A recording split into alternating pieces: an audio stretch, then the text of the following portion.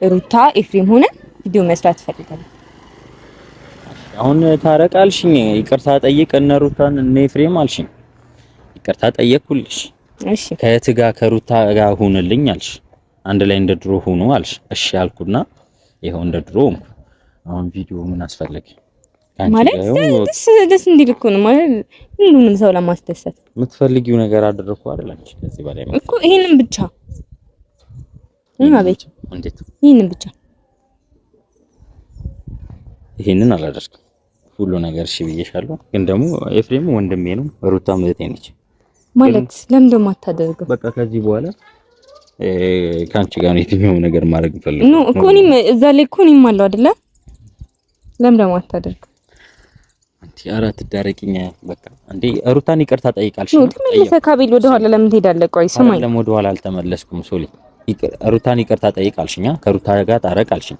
እሺ ከሩታ ጋር እንደምትወሩ እኮ አውቃለሁ። ከሩታ ጋር ቤስት ጓደኛሞችም እንደሆናችሁ አውቃለሁ። በደንብ እንደምትወሩ ምናምን አውቃለሁ። ሩታንም ኤፍሬምም ይቅርታ በላልሽኝ አንቺ ነሽ። ከነሱ ጋርም ታረቂያልሽኝ አንቺ ነሽ። ይቅርታ ጠየቅኩልሽ። እሺ አደረኩ ታረኩ።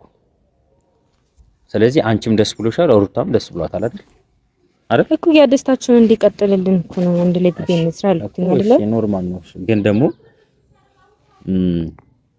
እኔ ከሩታ ጋር መታረቄ ከኤፍሬም መታረቄ ማረጋገጫ ይሆናል። እሺ ሶሊ ቆይ አንዴ ስሚኝና ከሩታ ጋር መታረቄ ከኤፍሬም ጋር መታረቄ ካንቺ ጋር በመሆኔ ሩታ ደስ ብሏታል፣ ኤፍሬምም ደስ ብሎታል አይደል? አይደል?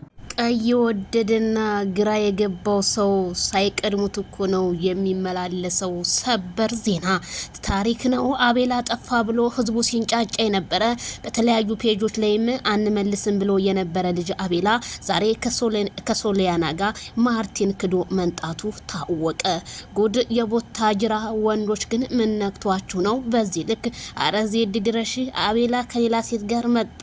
ዜድ ለምን አቤላ ጠፋ ንገሪን። አረ ዜድ ድረሽ እንዳለ ኮሜንታተር በሙሉ አቤላ እንዴት አድርጎ ማርታን እንዴት ይክዳል በአደባባይ? እኔ በጣም ማመን ነው ያቃተኝ። እኔ ራሱ እንደናንተ ደንግጬ ጨጓራዬ ተነስቶብኛል ማለት ነው። በጣም ብዙዎች እንግዲህ በውስጥ እየመጣችሁም ዜድ አቤላን አንሰብስክራይብ እያደረግን ወጣን ምናምን እያላችሁ ነው። እህቶቼ ተረጋጉ።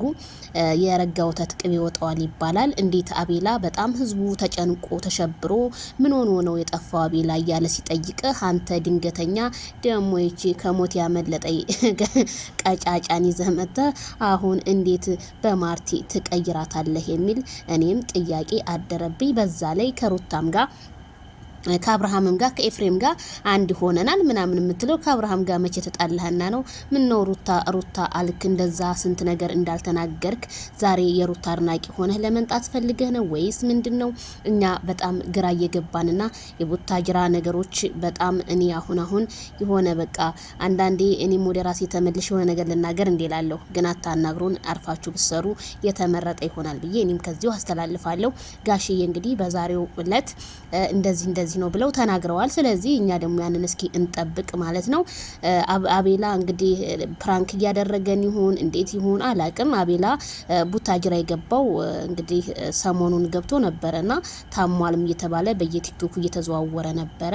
እኔ ምንም ነገር መረጃ ስለሌለኝ ስጽፍለትም ስላልመለሰልኝ አይ እንግዲህ ሲሻለ ይመልስልኛል ብዬ ዝም ነው ያልኩትና እንዴት ይሄንን ነገር ልታረግ ቻልክ? እኔ ጥያቄን የፈጠረብኝ ሄርሜላን በሩታ ቀይራት